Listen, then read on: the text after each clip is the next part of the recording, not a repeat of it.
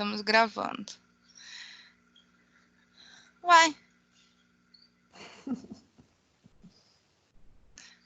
Nós vamos apanhar um pouquinho, mas aos poucos a gente chega lá, tá, pessoal? Não vamos desistir. Aliás, deixa eu falar para vocês que eu estou muito feliz e orgulhosa de vocês, todo mundo fazendo aí o desafio nota máxima, a maioria fez, fiquei contente com isso, muito feliz. A nossa unidade aí está no top das unidades regionais da Croton, da Anhanguera, então, bacana. Vocês vão ser profissionais diferenciados, isso pode ter certeza.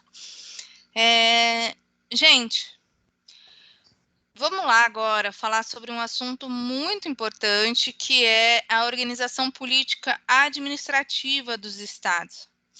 Quando a gente fala aí de organização política administrativa, a gente está falando da forma do estado, tá? Se ele vai ser um estado federal, se ele vai ser um estado unitário. E eu não coloquei no slide, mas existe uma classificação que chama estado regional, que seria aí um intermediário entre o estado unitário e o estado federal. Não é uma classificação muito comum essa, então por isso eu até nem coloquei, mas vocês precisam saber sim que ela existe, né? Então vamos lá. Quando a gente fala em federação, vocês vão ver que no slide tem aí a citação de Michel Temer. Sabiam vocês que ele é constitucionalista? Sem querer entrar no mérito da política, não é... Além de político, ele é professor de direito constitucional e ele tem uma obra que ela é bastante utilizada e bastante referendada a respeito dos elementos constitucionais do Estado. Então, gente... Professora, olha isso. Você tem o livro dele? Isso, ó, Elementos de Direito Constitucional, exatamente. É daí essa citação. E então, assim, ele está sendo utilizado por conta da didática, né, da explicação dele. Assim como vocês sabem, hoje o Alexandre de Moraes, que é ministro do Supremo, antes dele ser ministro do Supremo, ele já era constitucionalista e, como eu disse a vocês, né, eu dou aula desde 2006 de Direito Constitucional e um dos livros que os alunos mais gostavam, porque eu sempre deixei muito à vontade o aluno para que ele escolhesse a bibliografia que melhor lhe aprovesse, que ele sentasse, lesse e escolhesse qual é o autor que ele entende melhor que a explicação da doutrina, né? E aí eu via na prática o Alexandre de Moraes era um que os alunos mais gostavam de utilizar pela didática. E, além desse, o Luiz Alberto Davi Araújo, que eu falei para vocês, aqui, já que é para mostrar, vamos lá.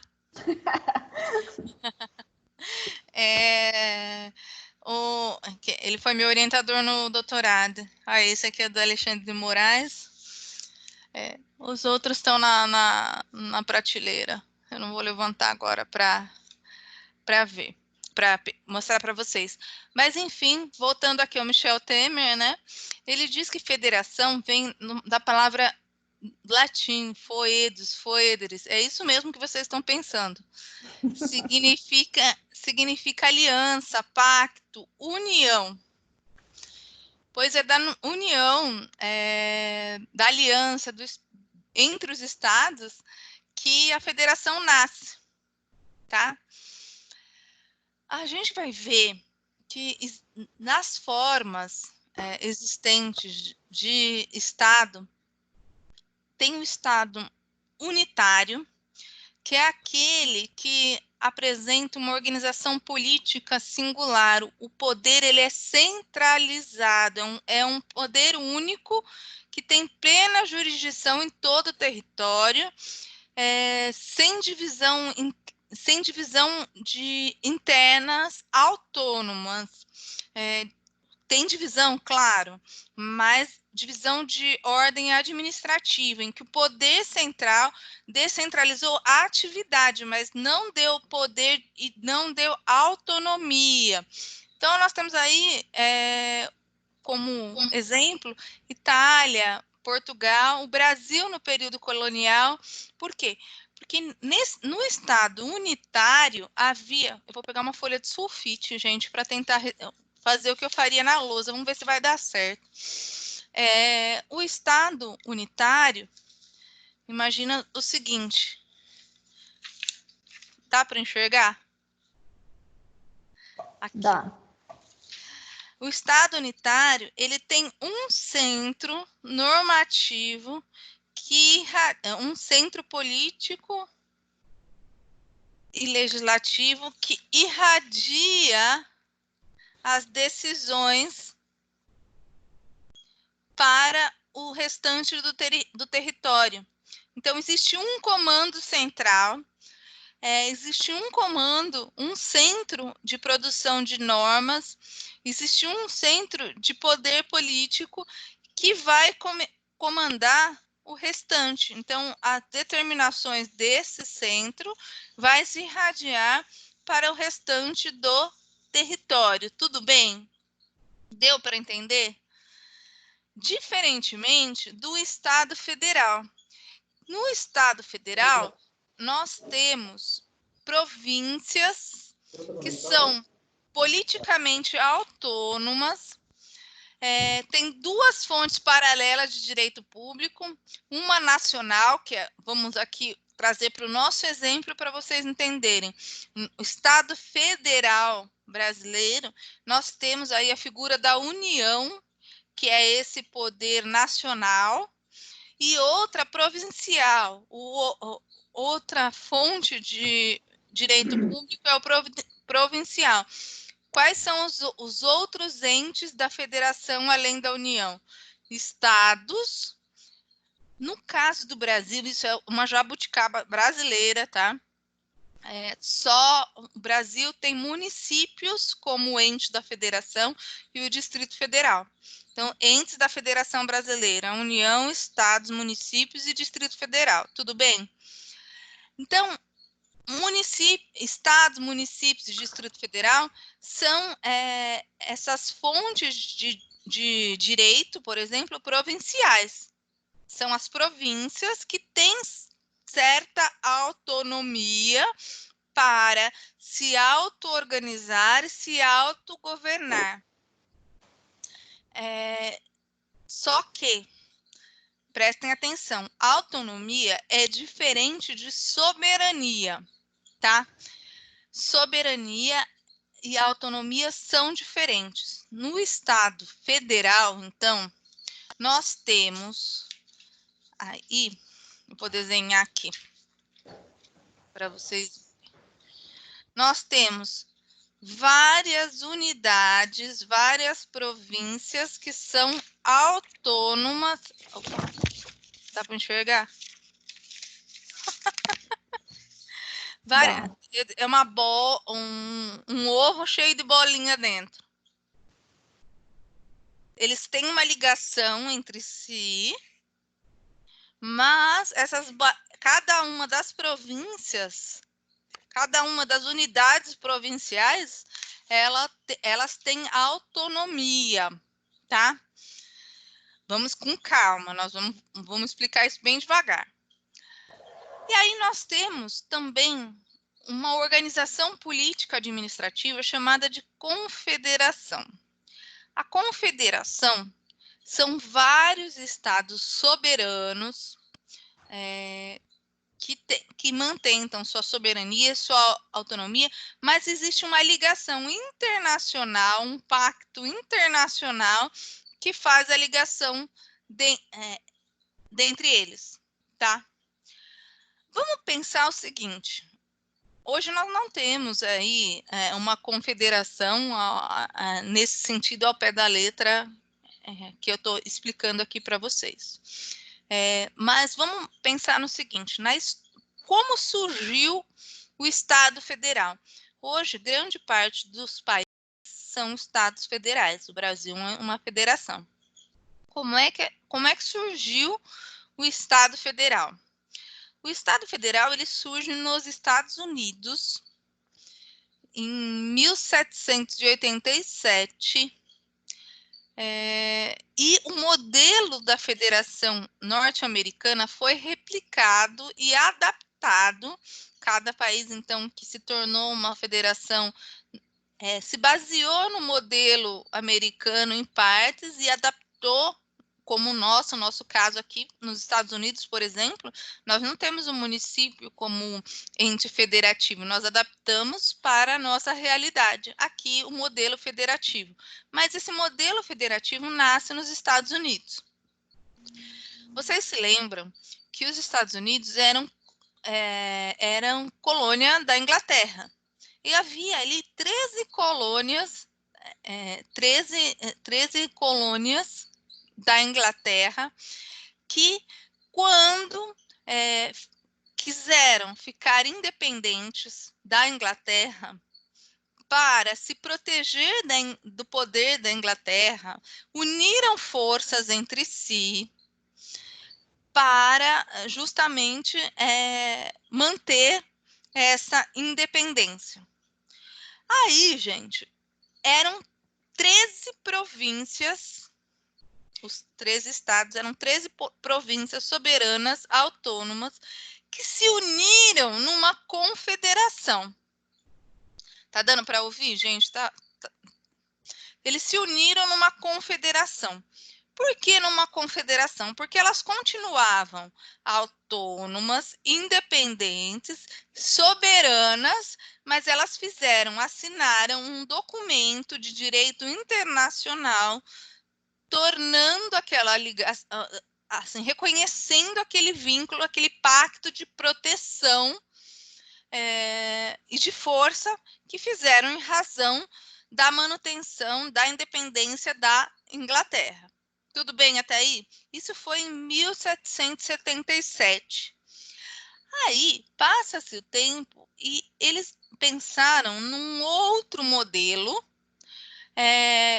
para que se mantivesse a força, no entanto, se organizasse de uma forma em que houvesse um centro de poder nacional e aí outros centros de poderes regionais. Só que esse centro de poder nacional vai ser o único que vai ser soberano. Soberano significa independência na ordem internacional e independência na ordem interna. O país soberano ele não obedece nenhum outro país, ele manda no seu território internamente e não depende de ordens, influências de fora. Então, eles mantiveram, cada uma das 13 colônias abriu mão da sua soberania para formar um único centro de poder soberano, mas mantiveram a sua autonomia, o seu poder de auto-organização, de auto-administração. Tudo bem? Tá dando para acompanhar? Aí, gente, quando eles criam esse modelo federativo ele é inscrito aonde? Na Constituição Federal dos Estados Unidos de 1787. Lembram-se que eu comentei com vocês que foi a primeira Constituição nesse modelo atual escrita que temos hoje. Depois veio a da França e assim por diante. Embora da Inglaterra seja aquela questão que eu disse a vocês, ela não é escrita, ela é costumeira e ela vem se fazendo através do tempo. Aí a gente pode falar até 1215 da Magna Carta Libertatum, ela veio se construindo. Nesse modelo de Constituição escrita que conhecemos, ela foi a primeira. E se mantém até hoje a mesma. Lembrem-se que falei isso, sofreu bem poucas emendas se comparada à Constituição brasileira. Mas a Federação, então, americana foi criada a partir da Constituição dos Estados Unidos, em que essas 13 colônias abriram mão da sua soberania para formar um governo único, soberano, embora eles mantenham a sua característica de autogoverno, auto-organização, tá? É diferente, então, assim, ó, aqui não dá para desenhar e vocês verem ao mesmo tempo. O legal é ver a construção do negócio. Ó, imagina o seguinte, eu tinha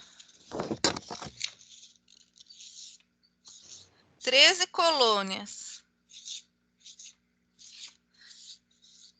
que eram cada uma delas autônoma. Tá dando para enxergar ou não? Elas eram autônomas, soberanas. Veio a Constituição e fez o quê?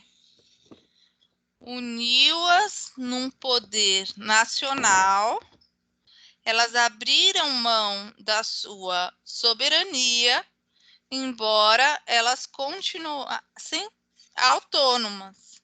Então, por exemplo, a União, ela produz leis. A União, o que eu quero dizer, no âmbito federal, existe a produção legislativa que vale para todo o território nacional, certo? Mas existe uma produção legislativa também dos estados. E os estados também têm, por exemplo, os seus tribunais estaduais, que vão julgar os seus casos. Tudo bem até aqui, gente? Está dando para entender? Pois bem, como eu disse a vocês, o Estado Federal, ele tem aí como base o modelo norte-americano, embora ele tenha sido replicado e adaptado para uma série de países que se utilizam do modelo federal, embora não igualzinho ao norte-americano. Adaptaram cada um para a sua realidade. Mas eles têm características em comuns. O que caracteriza um Estado federal? Um Estado federal, em primeiro lugar, ele é criado através de uma Constituição. Lembrem-se que eu falei dos Estados Unidos, 1787, cria-se o Estado Federal, os Estados Unidos, através da Constituição. Indissolubilidade do vínculo, gente. Indissolubilidade do vínculo, isso significa o seguinte: o vínculo dos estados é indissolúvel, não pode se dissolver. Então, a partir do momento que uma Constituição cria essa federação, o vínculo entre os entes federativos é indissolúvel. O que eu estou dizendo com isso? Imaginem uma situação em que, vamos pensar para o nosso contexto atual. Eu brinco com exemplos políticos, gente, mas a Constituição, quando a gente fala em Constituição Federal, a gente fala da organização político-administrativa de um Estado. É lógico que você traduzir os fatos, você trazer os fatos do universo real, né, para o fenômeno jurídico. Então, por isso que a gente acaba analisando algumas situações aí referentes à nossa política. Isso não significa que nós estejamos tomando partido ao lado da situação. Mas imagina o seguinte, me parece aí que existe um conflito entre o governador do estado de São Paulo, Dória, e o presidente Bolsonaro, certo? Imagina que deu a louca no Dória e no povo de São Paulo e falamos assim, queremos nos separar do resto do Brasil. Nós vamos governar apenas São Paulo. São Paulo quer ser independente do Brasil. Isso é possível? Sim ou não? E por quê? Alguém aí sabe dizer se é possível isso? Dória convocou os paulistas para um movimento de independência, vão levar um documento para o presidente da República porque querem ser independentes. É possível isso? Sim ou não? Alguém sabe? Por favor, um de cada vez, gente. Ninguém vai falar? Ninguém sabe? Não. Lé, eu só vejo você. Eu acredito que não é possível, professora. Eu acho que é. Quem falou que é possível? Ou quem falou que não é possível? E por quê? O Márcio. Márcio, o que você falou? Que não é possível. Não, por quê? Devido a esse da própria soberania que foi criada, né? Pela Constituição, né? Você está certo na resposta, mas o motivo é justamente da indissolubilidade do vínculo. O vínculo do Pacto Federativo é indissolúvel. A partir do momento que houve a criação do Estado Federal através de uma Constituição... Vou fechar o meu coisa para não dar eco aí, tá? Fecha o microfone, isso, obrigada. Isso. A partir do momento que houve a criação do Estado Federal, a partir do momento que há esse vínculo entre os estados, ele é indissolúvel. Só se modifica, só é possível separar o São Paulo do Brasil, por exemplo, se for elaborada uma nova Constituição. Por quê, gente? Aí a característica que a gente viu lá nas outras aulas. O poder constituinte originário, ele é ilimitado, incondicionado, então ele pode tudo. Pode, inclusive, criar uma federação diferente com menos estados do que temos hoje, tá? Entenderam? O vínculo é indissolúvel. Então, não é possível que um dos estados, ou mais de um dos estados, se separem aí porque esse vínculo foi criado através de uma Constituição Federal. Tudo bem? Outra característica de um Estado federal é a rigidez constitucional, justamente pensando na manutenção desse pacto federativo. Então, lembrem-se, nós temos aí uma Constituição rígida, que é aquela que tem um processo mais dificultoso para sua alteração e, por isso, exige mais exige mais empenho para que a Constituição seja modificada, seja emendada, seja reformada. E vocês veem que no artigo 60, parágrafo 4, por exemplo, da Constituição brasileira, que é um Estado federal, inclusive tem expresso no parágrafo 4º do artigo 60, que não pode ser objeto de emenda. Peguem lá o artigo 60, parágrafo 4º da Constituição. Vamos lá de novo nele. Você vai ver que ele vai ser nosso companheiro de curso, assim como o artigo 5º. Mas vamos lá no artigo 60, parágrafo 4º.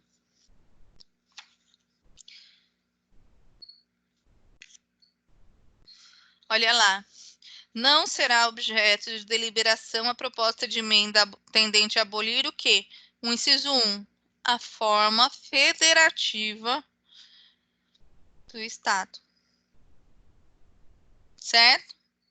Então, outra característica, além da indissolubilidade do vínculo, é a rigidez constitucional, esse processo mais dificultoso. E aí, no nosso caso aqui, da Constituição Federal, vem expressa a vedação de reforma em qualquer proposta que tenda a abolir o Estado federal brasileiro, a forma federativa de Estado.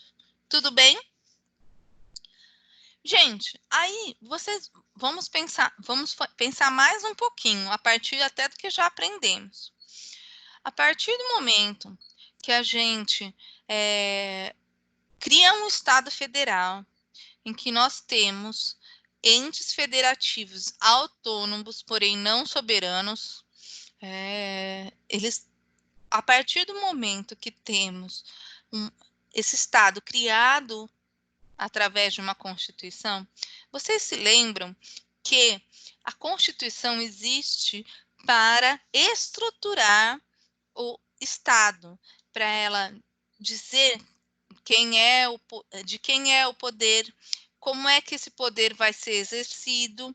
Além de tudo, e uma das características da Constituição é justamente a sua repartição de rendas e de competências. Ou seja, vamos traduzir isso aqui. Quando a Constituição determina competências aos entes federativos, ela está dizendo, olha, isso aqui é competência dos estados cuidar, isso aqui é competência da União cuidar. No caso brasileiro, isso aqui é atribuição do município cuidar. Ela distribui, ela determina como é que vão ser exercidas as competências em cada âmbito da federação. Vocês lembram que eu falei para vocês, por exemplo, que só a União, só em nível federal, é possível legislar a respeito de normas processuais, regras processuais? Lembram-se disso? Quando a gente fala, ou de direito criminal, de direito penal, só a União pode estabelecer o que é crime, só o Legislativo Federal pode estabelecer o que é crime, quais são as situações criminosas. Não pode vir, por exemplo, uma legislação municipal e estabelecer o crime de maus tratos animais, por exemplo. Por quê? Porque a competência é distribuída pelo texto constitucional. Então, quando a gente pensa assim, por exemplo, no sistema de ensino brasileiro, a gente vê aí que a União é responsável pelo ensino superior, pela organização do ensino superior. E os estados, a educação básica, e no caso do município, educação infantil, a primeira fase da educação básica, e também educação, o ensino fundamental, tá? No caso dos estados, a educação básica fundamental e médio, e no caso da União, a responsabilidade pela organização, fiscalização, administração aí do ensino superior. Quem estabeleceu que vai ser assim? O texto constitucional. O texto constitucional é que está distribuindo essas competências, está dizendo, olha, o município vai ser responsável pela organização, fiscalização da educação infantil. É o texto constitucional que distribuiu essa competência. Mas uma coisa importante de se pensar é o seguinte, não adianta você distribuir as competências, mas não dar meios para que elas sejam cumpridas ou exercidas. Então, por isso que a gente está falando aqui no slide em distribuição de competências e rendas. Então, vocês sabem, por exemplo, no nosso caso brasileiro aqui, nós temos impostos municipais, impostos estaduais e impostos federais. Professora, Oi. o meu slide ele não tá carregando. O slide 28 não está aparecendo para vocês? O meu não. O meu também não. Ele parou no 25 e não saiu mais daí, tá branco, tudo branco e aparece carregando. Ah, é? Então, peraí, vou tirar e vou colocar de novo, tá? Tá bom. Peraí. Que esquisito, gente.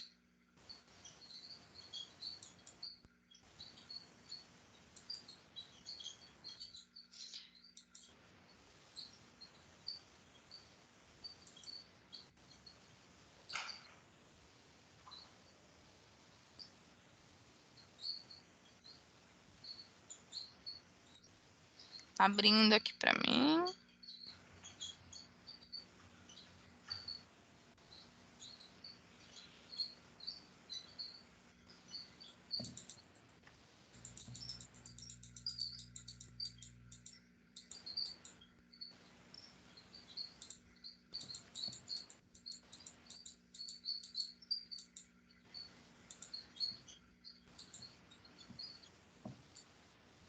Apareceu? Agora sim. Então tá, ó. Então vamos voltar lá. Características de um Estado federal. Esse é o slide que está aparecendo para vocês, certo?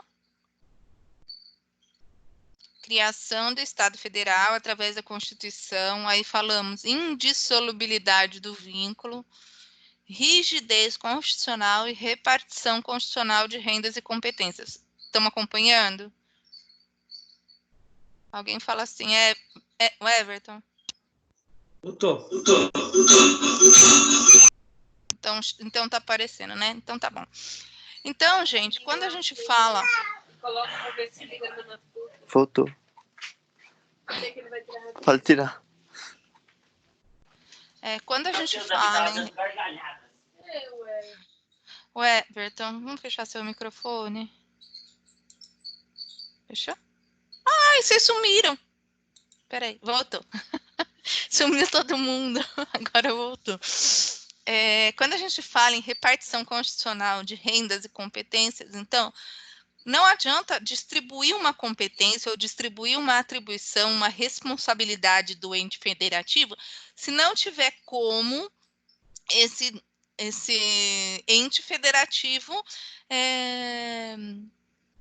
manter, né, essa atividade, essa responsabilidade. Então, por isso, quando a gente fala de repartição constitucional de rendas e competências, é o seguinte: a Constituição também organiza como é que pode ser captada a renda. Aí, então, gente, a gente pensem, lembrem que nós temos impostos municipais, impostos estaduais e impostos federais, justamente para sustentar as competências estabelecidas pela Constituição. Tudo bem até aqui? Tá dando para entender? E aí, gente, outra característica do Estado federal é justamente a autonomia dos entes federativos. E essa autonomia dos entes federativos vem expressa, em especial, na sua possibilidade de auto-organização.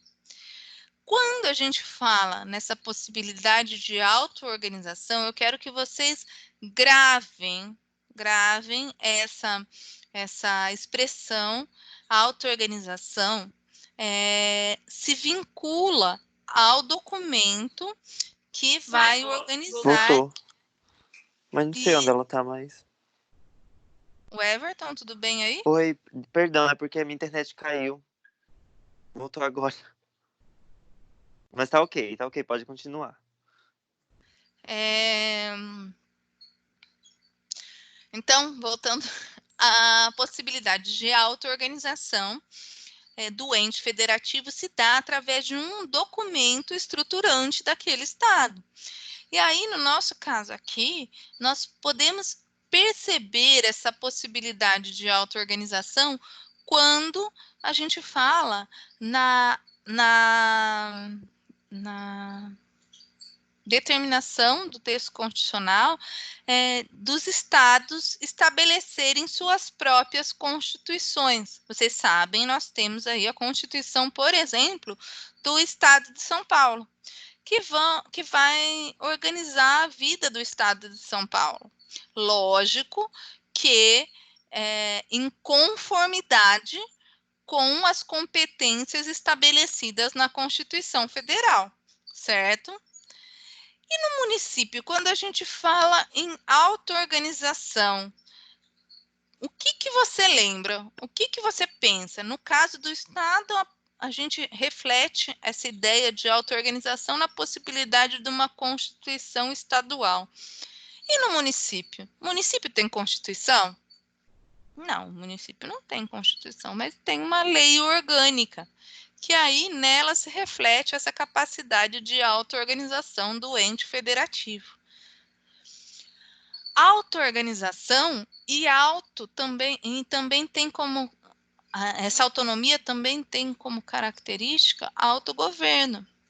Lembrem-se que cada ente federativo tem a sua competência estabelecida na Constituição, dentre a autonomia que ele tem a capacidade de autogoverno. Ou seja, nós temos aí um legislativo, um executivo, um legislativo e um judiciário estadual, por exemplo. Nós temos, então, a possibilidade do executivo estadual se autogovernar e estabelecer a forma como vai ser administrado esse Estado, tá? No caso do município, nós temos autogoverno refletido no legislativo e no executivo, mas nós não temos um judiciário municipal, certo? Quem exerce a figura do poder executivo, quem administra a coisa pública no executivo municipal, é a figura do prefeito. E o legislativo municipal, a Câmara dos Vereadores. No caso dos estados, quando a gente fala em executivo, a gente vai pensar na figura do governador. E quando a gente fala no legislativo, a gente vai pensar na figura da Assembleia Legislativa, formada pelos deputados estaduais, certo? A possibilidade, a autonomia refletida aí na possibilidade de auto-organização, e não está no slide, mas gravem isso, autogoverno, tá? Quem estabelece as competências de cada ente federativo é a Constituição Federal. Tudo bem? Tudo certo?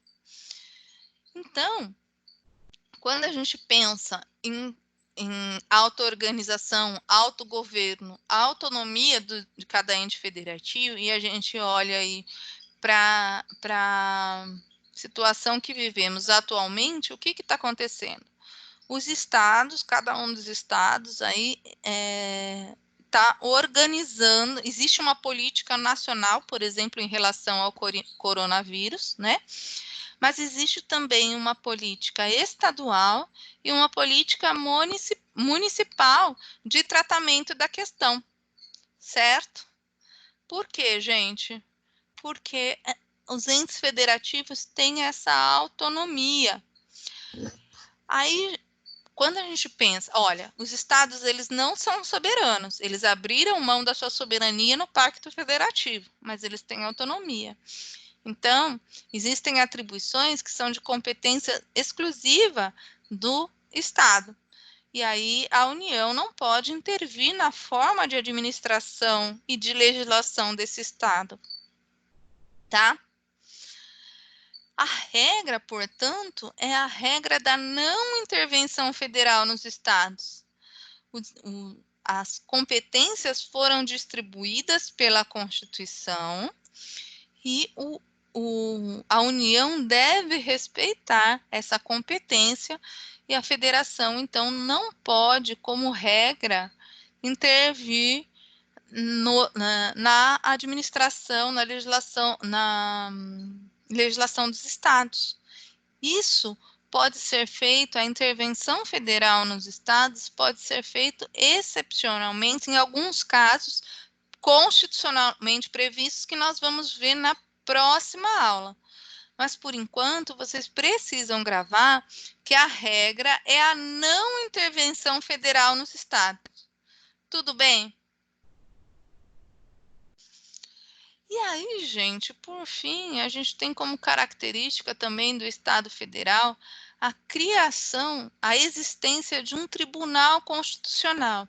Ora, vejam, se o Estado Federal ele é criado por uma Constituição, se tem como característica a rigidez constitucional justamente para a manutenção desse pacto federativo, é preciso que exista um guardião da Constituição.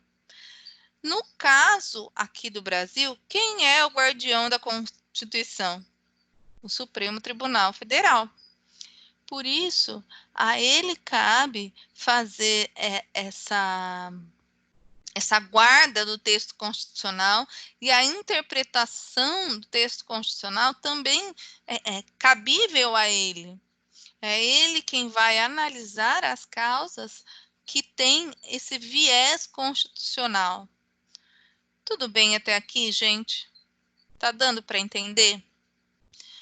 Então, vejam que na história do federalismo brasileiro, nós temos como diferença, além de outras, né, mas assim, na forma da criação do Estado brasileiro, ela foi diferente da forma de criação do Estado norte-americano. Embora, como disse a vocês, o Estado federal norte-americano tenha servido de modelo, de base para os demais estados federais, cada um tem suas peculiaridades. Aqui, atualmente, no Estado Federal Brasileiro, criado pela Constituição de 88, nós temos como ente federativo aí o município e o Distrito Federal. Isso não existe, por exemplo, no modelo norte-americano. Mas o que eu ia dizer a vocês é a respeito da criação do Estado brasileiro. Quando a gente falou do Estado norte-americano, nós vimos aí 13 colônias se juntaram. No caso do Brasil, foi diferente. O Brasil foi colonizado pelos portugueses, eu não sei se vocês se lembram. Primeiro dividiu em Sesmarias o mapa do Brasil, deu um tanto de terra para os senhores, enfim, havia um todo que foi dividido. Então, já começa da nossa história territorial, a diferença entre o modelo americano e o modelo brasileiro.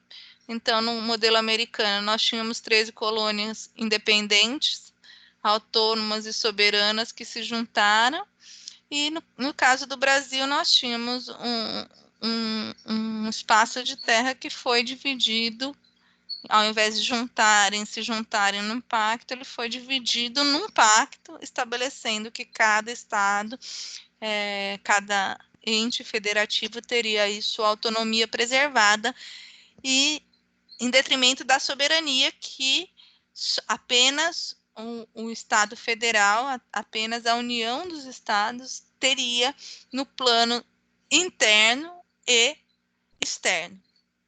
Tudo bem?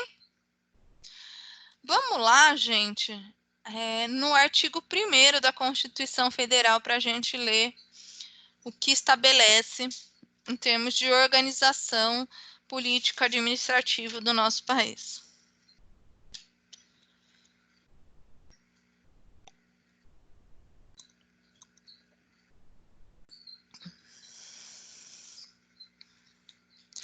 Diz assim, o artigo 1º: a República Federativa do Brasil, formada pela união indissolúvel dos estados, municípios e do Distrito Federal, constitui-se em Estado democrático de direito e tem como fundamentos, e aí os fundamentos do Estado Federativo, da República Federativa Brasileira inciso 1, soberania, inciso 2, cidadania, inciso 3, a dignidade da pessoa humana, inciso 4, os valores sociais do trabalho e da livre iniciativa, e 5, o pluralismo político.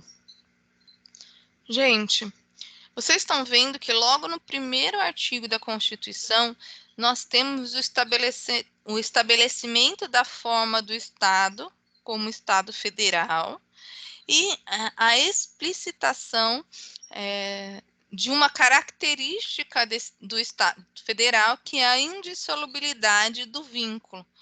Nesse caso aqui, o vínculo entre os estados, municípios e Distrito Federal, tá?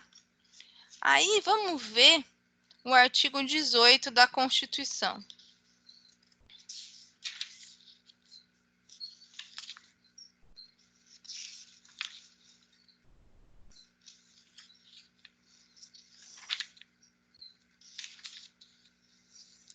Olha lá, nós estamos no título 3, que chama da Organização do Estado, capítulo 1, da Organização Político-Administrativa.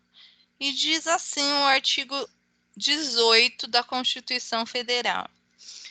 A organização político-administrativa da República Federativa do Brasil compreende a União, os estados e o Distrito Federal e os municípios, todos autônomos nos termos desta Constituição. Tá vendo? Olha lá, vamos repetir?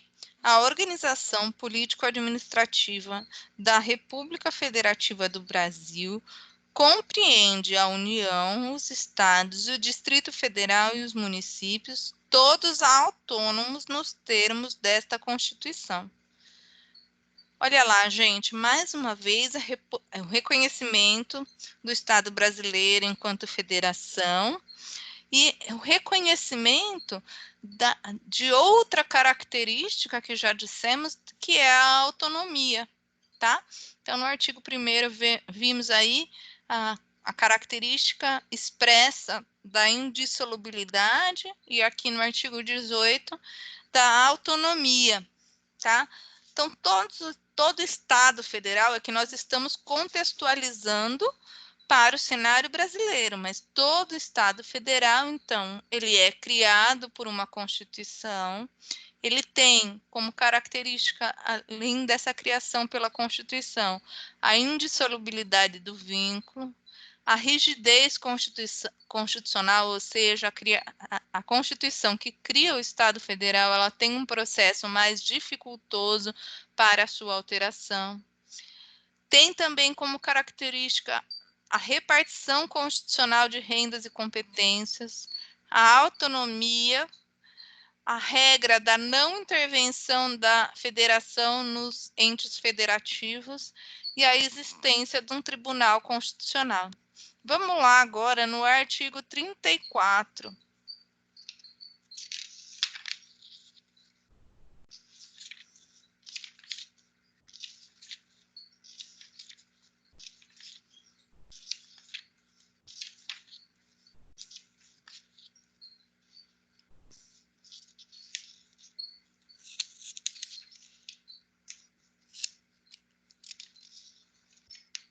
Acharam? Diz assim o caput do artigo 34. Quando a gente fala caput, a gente está falando da cabeça do artigo, tá? A União não intervirá nos estados nem no Distrito Federal, exceto para... Aí, inciso 1, manter a integridade nacional. 2, repelir invasão estrangeira ou de uma unidade da federação em outra. Por termo a grave comprometimento da ordem pública, que foi o que aconteceu no Rio de Janeiro. Garantir o livre exercício de qualquer dos poderes nas unidades da federação, reorganizar as finanças da unidade da federação, promover a execução de lei federal e assim por diante. Mas o que eu quero que vocês gravem aqui, que vocês identifiquem aqui, é a característica da regra da não intervenção da União nos estados e nem no Distrito Federal. Então, lembrem-se aqui como característica a regra da não intervenção federal, vocês podem enxergá-la no texto constitucional, essa expressão dessa característica aí no artigo 34, tá? E aí no artigo 60, parágrafo 4º da Constituição, nós já lemos ele hoje, que trata das cláusulas pétreas e do respeito. Então, vocês enxerguem aí a rigidez constitucional estabelecida no artigo 60, nós estamos aqui identificando no texto constitucional as características do slide. Estão vendo? Está enxergando o slide? Características de um Estado federal. E aí abaixo aqui nós estamos vendo onde é que está expresso no texto constitucional, onde é que a gente vê no texto constitucional essas características.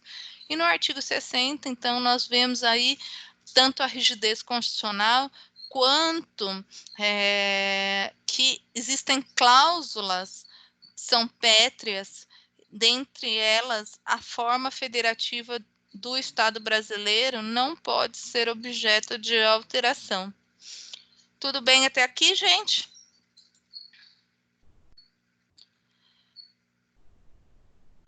Olha só.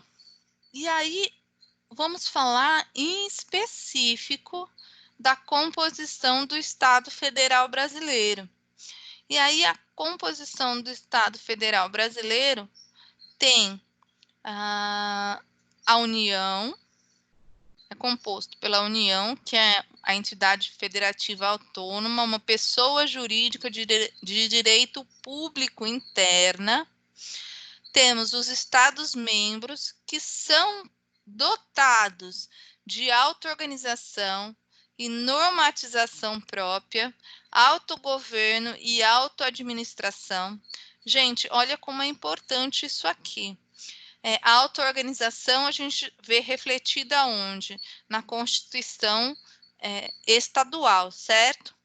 Além da Constituição, os estados podem elaborar leis estaduais. Nós temos o poder legislativo estadual. Aí, além disso, nós temos que o executivo estadual tem autogoverno, ele pode estabelecer quais são as diretrizes do seu governo, quais são as políticas públicas de seu governo, claro, sempre em atenção à distribuição de competências estabelecida na Constituição Federal, isso é lógico. E ele tem a capacidade de auto-administrar. Por quê? Porque é uma unidade autônoma, não é soberana, mas é autônoma. E aí também nós temos como composição do Estado brasileiro, do Estado Federal brasileiro, os municípios. E nos municípios a gente pode perceber como característica a autonomia municipal. Ela é uma entidade federativa autônoma que tem capacidade de auto-organização através da lei orgânica, normatização própria. Vocês podem observar, existem aí as leis municipais, autogoverno e autoadministração. Então, o executivo municipal também tem essa capacidade de autogoverno e autoadministração. E, por fim, nós temos também o ente federativo, que é o Distrito Federal, que tem a tríplice capacidade de auto-organização, autogoverno e autoadministração. O Distrito Federal, então, é um ente federativo autônomo, não é Estado, não é município, mas é um ente federativo autônomo, reconhecido pela Constituição Federal. Como eu disse a vocês, gente, esse modelo de federação é um modelo de federação que, embora, assim como os demais países tiveram como base o modelo norte-americano, mas foi adaptado para a nossa realidade. No entanto, quando a gente fala aqui, de características de um Estado federal, voltando um pouquinho no nosso slide anterior, quando a gente fala em características de um Estado federal, a gente está falando que para ser um Estado federal tem que apresentar essas características, tá? E aí nós vimos que características? Ele é criado por uma Constituição, ele tem um vínculo que é indissolúvel entre os entes federativos, ele tem uma Constituição rígida, ele tem repartição constitucional de rendas e competências, a autonomia traduzida na possibilidade de auto-organização e também como característica dessa auto-organização, autogoverno e auto-administração. A regra tem como regra a não intervenção federal nos entes federativos e a existência de um tribunal constitucional. E depois nós vimos essas características aqui refletidas na composição do Estado Federal Brasileiro. E aí, então, nós temos a União, como entidade federativa autônoma, pessoa jurídica de direito público interno, os Estados-membros, que têm a capacidade de auto-organização e normatização própria, autogoverno e auto-administração, os municípios e o Distrito Federal. Tudo bem até aqui, gente? Então, agora eu queria deixar o espaço para as dúvidas. Eu não quero adiantar mais a matéria, porque essa matéria ela é densa, ela tem um conteúdo que eu preciso que vocês assimilem. Então, muita informação, mais informação a respeito do que já vimos até aqui, imagino que vai ser antipedagógico. Quem tem dúvida, por favor, um por vez, abre o microfone e vamos falar. Aproveitem essa oportunidade que nos vídeos gravados vocês não têm. Quem vai falar?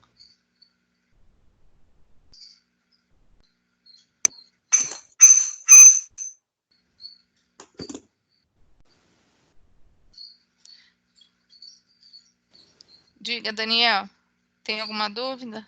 Vi que você abriu seu microfone. Não, na real, apertei errado, pera. Léa?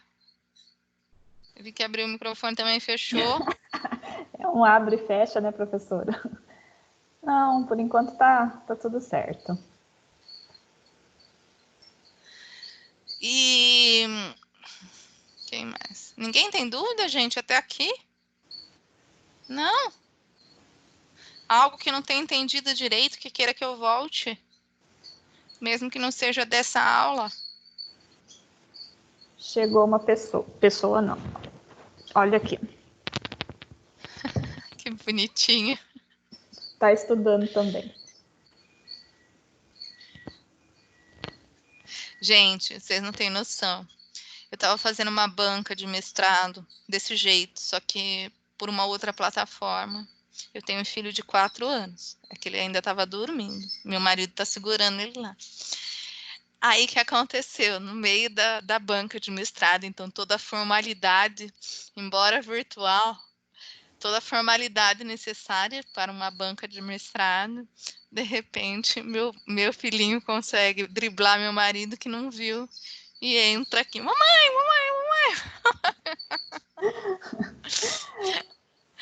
eu falei, não, senhor, mas ainda foi melhor, né? Tem gente que... Aí me mandaram uns vídeos de uma pessoa fazendo home office, que o marido aparece no fundo da câmera de cueca, passando pela sala. Eu falei, não. O meu foi só a mamãe, tá tudo bem, graças a Deus foi só isso. Ai, Jesus. Então, gente, o que vocês têm de dúvida? Eu preciso que essa matéria fique sedimentada para a gente poder continuar daqui para frente. Se ficar dúvida, se ficar algo que vocês não têm entendido muito bem, vai ser difícil da gente seguir. Aqui, ó, das primeiras aulas, tem alguma coisa que vocês não tenham entendido, que queiram que a gente explique?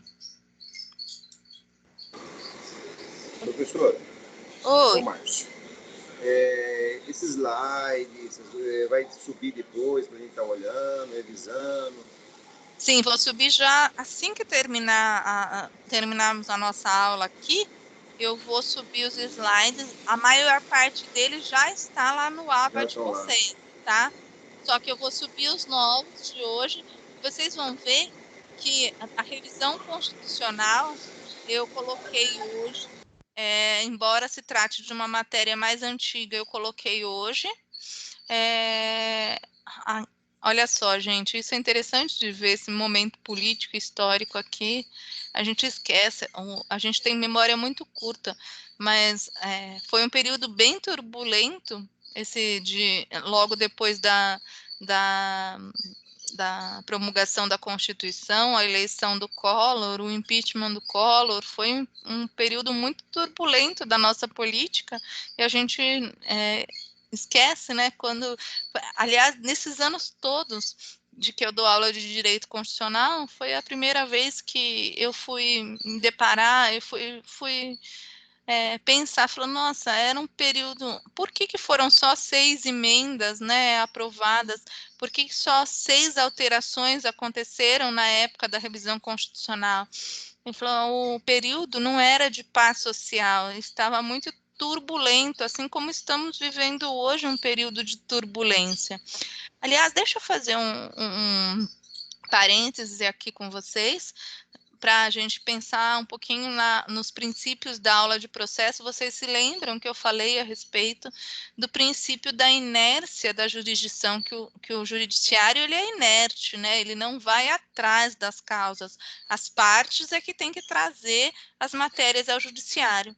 E eu não sei se vocês receberam, mas eu recebi de um monte de grupo de WhatsApp uma notícia com um título bastante equivocado, e é por isso que eu vou falar para vocês, porque isso se refere ao momento atual que vivenciamos, e vocês, como estudantes de direito, agora têm que ter uma análise mais técnica da situação. Vocês receberam mensagem a respeito do ministro Marco Aurélio de Mello ter entrado com pedido de afastamento e impeachment do presidente Bolsonaro? Vocês viram isso? Eu vi, professora, mas eu não li a matéria. Então, só que, assim, qual é o erro crasso que a gente já vê aí na própria manchete? O judiciário, ele é inerte. O ministro Marco Aurélio, ele não tomou a iniciativa de enviar esse pedido à Procuradoria-Geral da República para manifestação. Ele recebeu o pedido ao PDT, se não me engano foi o PDT e acho que mais alguns partidos. Entraram com provocaram o judiciário com esse pedido, e o ministro Marco Aurélio apenas encaminhou para a Procuradoria-Geral da República para manifestação. Então, ele só movimentou o processo, mas ele não se manifestou. Embora ele seja relator do processo, ele ainda não se manifestou a respeito do pedido. E o que aconteceu? Eu vi que muita gente ontem, em várias redes sociais, inclusive de WhatsApp, grupo de família, gente a favor, gente contra, e não é isso que vem ao caso, passando essa notícia e gente se manifestando, olha, para azar do Marco Aurélio de Mello, a PGR arquivou, e aí uma série de... Não, gente, pera, o judiciário é inerte, o ministro Marco Aurélio, eu fui ler, porque me chamou muita atenção, ele não entrou com nenhum pedido, muito pelo contrário, o judiciário foi provocado, e aí ele encaminhou o pedido da parte para a manifestação da PGR. É lógico que ele vai ter que se manifestar, se o rito continuar, se o processo continuar, como relator, ele vai ter que julgar, ele vai ter que dar a resposta ao que foi provocado, mas ele não teve essa iniciativa, ele não entrou com nada, tá bom? Tem alguma outra coisa que vocês queiram perguntar, que mesmo que não seja afeta diretamente a matéria que estudamos hoje, mas que seja afeta a direito constitucional e a atualidade, eu estou à disposição para a gente conversar.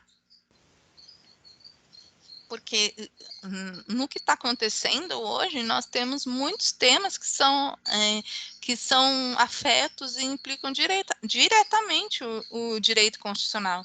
Até mesmo essa questão dos governadores aí, do presidente da República, vocês já podem, a partir da aula de hoje, perceber que os estados, enquanto unidades autônomas, eles têm, sim, direito de se auto-organizar e se auto-administrar, se autogovernar, né? É claro que dentro das competências estabelecidas onde? Na Constituição Federal. Ele não pode usurpar competência que não é dele, mas se é da competência dele, ele tem o dever, como ente público, de fazê-lo. E aí, gente, mais alguma dúvida?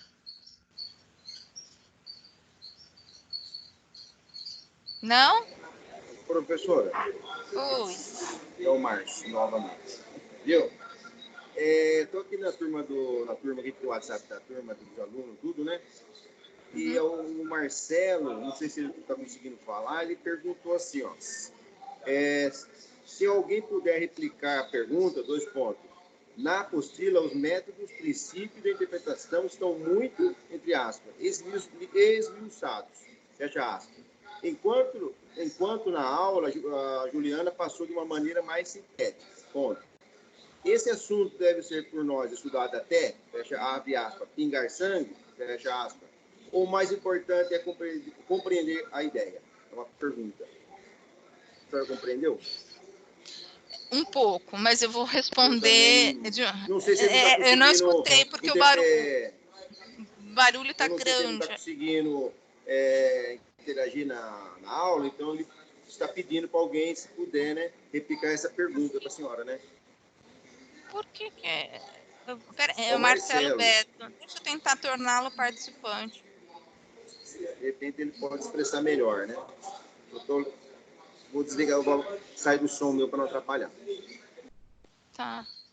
Bom, gente, é o seguinte, olha, como eu disse a vocês em sala, nós não temos condição de ver tudo que seja afeto ao direito constitucional por uma questão de limitação temporal. Não adianta eu despejar aqui uma matéria gigantesca em pouco tempo de aula e não dar o tempo de vocês assimilarem, tá?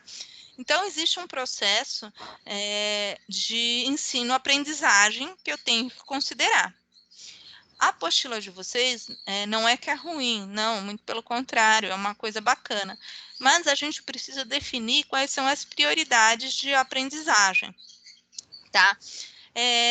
Como eu tenho muita matéria e pouco para dar neste semestre, o que que acontece? Eu preciso priorizar os pilares de fundamentação para que vocês entendam e pensem constitucionalmente de maneira que, quando vocês lerem a apostila, vocês lerem outros livros da doutrina, vocês sejam capazes de entender a informação e pensar constitucionalmente, ainda que não tenham tido aquela informação. Então, o que que acontece? Se a gente falar de interpretação constitucional, tem muito mais coisa, além do que está na apostila, para a gente discutir, conversar aqui. Mas, diante de todo o conteúdo que eu tenho para passar para vocês, é uma matéria extremamente importante, sim, mas eu quis frisar os métodos e as formas que eu acho que são mais importantes e de mais fácil assimilação neste momento. Porque vocês estão no primeiro semestre de direito. Infelizmente, a aula virtual, graças a Deus que ela existe, graças a Deus que nós temos essa possibilidade de fazer essa troca de ideias, porque imagina se nós fôssemos acometidos por uma situação de pandemia como essa há anos atrás, em que nós não tivéssemos esse acesso. Então, é importante, é bacana, mas não é a mesma coisa de estarmos juntos em sala de aula. Então, eu preciso aqui direcionar o estudo de vocês a aspectos basilares que permitam que vocês, quando leiam, entendam e pensem constitucionalmente, tá? Como disse a vocês, a interpretação constitucional é uma matéria fundamental, inicial, por isso eu passei por ela, e nós vimos o básico dela, tá? O básico. Na apostila, eles aprofundam mais e eles dizem mais a respeito do assunto de uma maneira mais detalhada, só que eu prefiro neste momento, então eu estou fazendo a opção de, neste momento, pontuar e reforçar algumas coisas que são imprescindíveis para o aprendizado de vocês daqui para frente. Não sei se ficou claro, entendeu, Marcelo, ou não? Eu acho que ele ainda está fora. Professor Juliano, ele me respondeu aqui que ele tá sem webcam e sem microfone, por isso que ele não está conseguindo falar com a senhora, tá? Ah, tá. Mas ele tá ouvindo, eu acredito que ele está ouvindo, tudo, ele está conseguindo interagir só. Mas ele entendeu? Ele está respondendo aqui, ó. Ele escreveu aqui, ó. Meu medo era ter que saber tudo aquilo que a apostila mostra. De cabeça, assim, conteúdo, né? Acho que é muito conteúdo que a apostila mostra, né? No sentido, assim. Olha, mas ele falou que ele entendeu, sim, tá? Tá. Da forma que a senhora explicou agora, ele compreendeu melhor. Mas deixa eu dizer o seguinte para vocês. Na minha prova... Tá, obrigada, Márcio. Olha, deixa eu dizer uma coisa para vocês. Na minha prova, vocês fiquem tranquilos, porque só vai ser objeto de pergunta aquilo que eu efetivamente falei em sala de aula, tá? Agora, se você vai ter que saber as questões da apostila, isso é importante saber. É importante estudar sobre isso, sim. Só que eu estou fazendo uma opção, estou priorizando, estou fazendo uma opção, eu preciso cortar alguma coisa. Então, eu estou tentando dar o básico de cada coisa, dentro da limitação que temos, para que vocês consigam ler e aprender sozinhos. Na minha prova, fiquem tranquilos que aquilo que eu não falei em sala não vai ser perguntado, mas que é importante vocês lerem, estudarem e assimilarem os outros conceitos, sim, isso sem dúvida nenhuma, tá?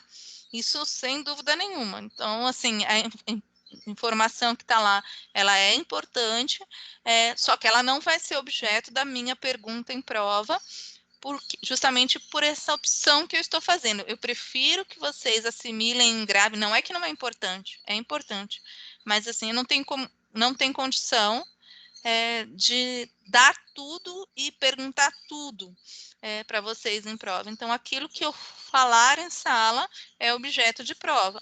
Aquilo que eu não falar em sala não vai ser objeto de prova, tá? Para esclarecer, não sei se essa era a dúvida dele, tá? A respeito da avaliação. Então, a avaliação só vai ser objeto de pergunta minha, aquilo que eu efetivamente falei em sala. Mas que é importante vocês estudarem e saberem, isso sem dúvida nenhuma.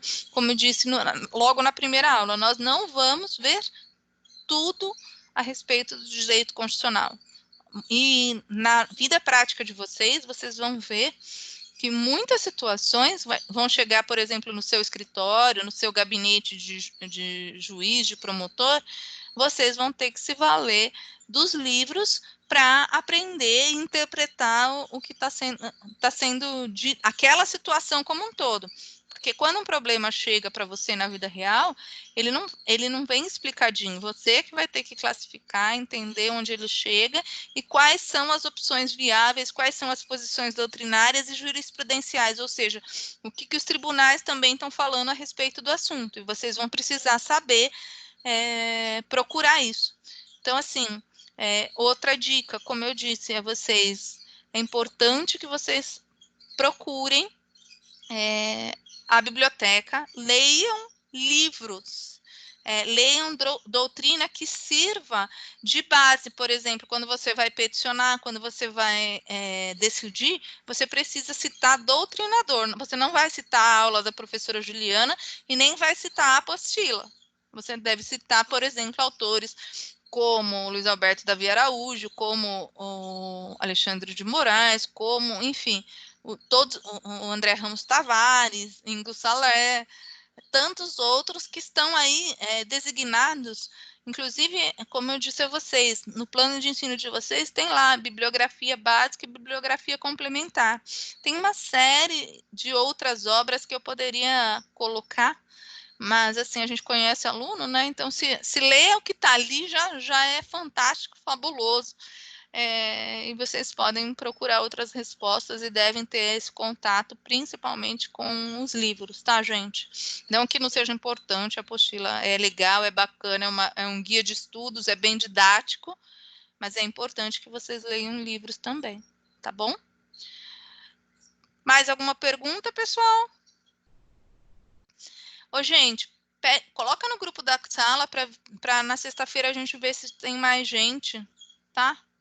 Eu acho que nós temos poucos alunos hoje, só 12.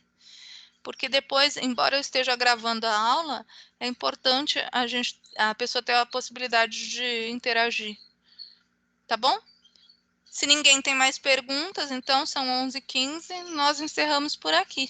Deixo um beijo e até sexta-feira. Tudo bem? Até mais. Obrigada, Tchau. professora. Tchau, tchau. Até Tá sexta. ok, professora. Se Tchau. qualquer coisa eu pergunto na próxima aula.